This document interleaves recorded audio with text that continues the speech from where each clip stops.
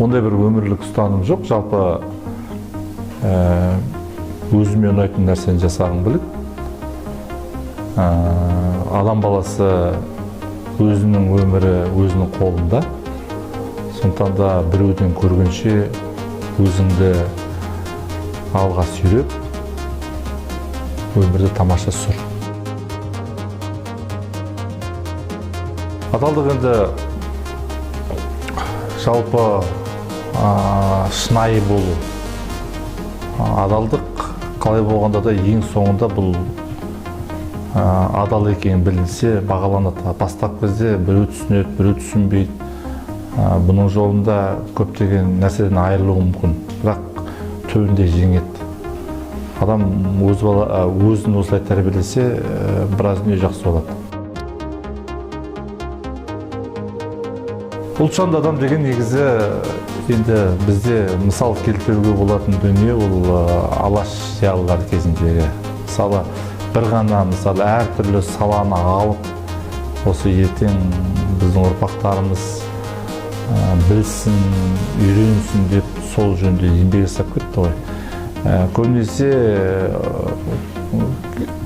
әртүрлі пікір болып жатады, жаңағы әдемі сөйлесе, бір елді қалына шығып айқайлап тұратын болса, сол ұлтжанды болып көрініп, негізі олай емес. Негізі өзінің ісімен дәлелдеп жүрген ұлтжанды талай азаматтар бар.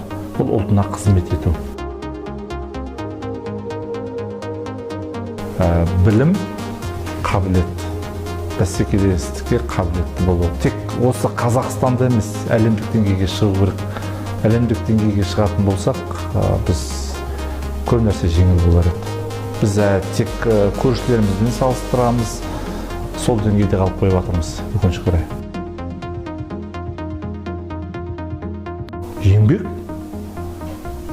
шыдамдылық, жаңағы айтып өттім ғой, бірінші ниет, екінші іс, үшінші шыдамдылық, содан кейін нәтиже көрінеді. Мен өте позитивті адамын, өте мықты болады. Тек соған сене білуіміз керек. Жастарға сол ізденіңдер, шыдамды болыңдар,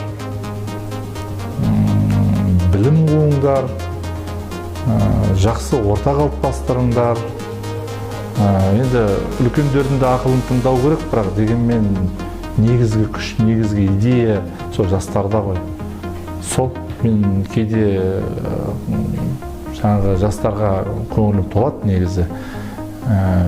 Біз алдыңғы буын ағалар барынша соларға бақыт беруге, орта қалыптастыруға септігімізді тигізгеніміз дұрыс.